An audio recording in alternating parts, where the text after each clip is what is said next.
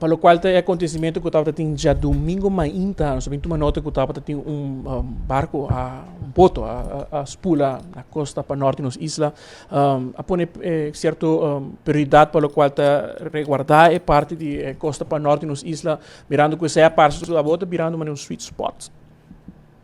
Sim, todo dia nós temos surveillance, que nós está surveiller e banda nan todo dia.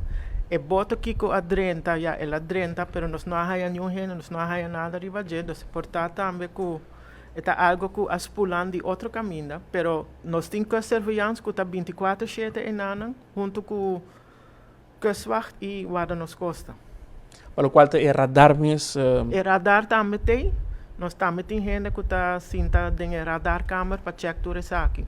Como posso explicar que o radar não é boto aqui dentro? Tem ponto nan também, é barco nan tá dentro e nós tursa que é suna que taribe barquito nan sa ongeveer onde nan por dentro 5 é radar por echt wak onde nan tá, pero al fim e al cabo nós tem que surveillance que tariba caminha, riba é estrecho é para wak, lo qual radar não wak anang sita wak.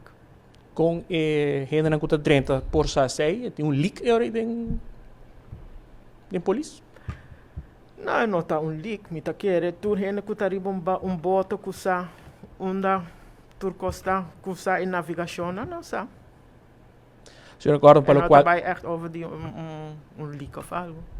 Pero o radar está funcionando optimal. O radar está funcionando 24/7. E estava em bemanning também. Alsjeblieft? Estava em bemanning que está wak screen, etc. Okay.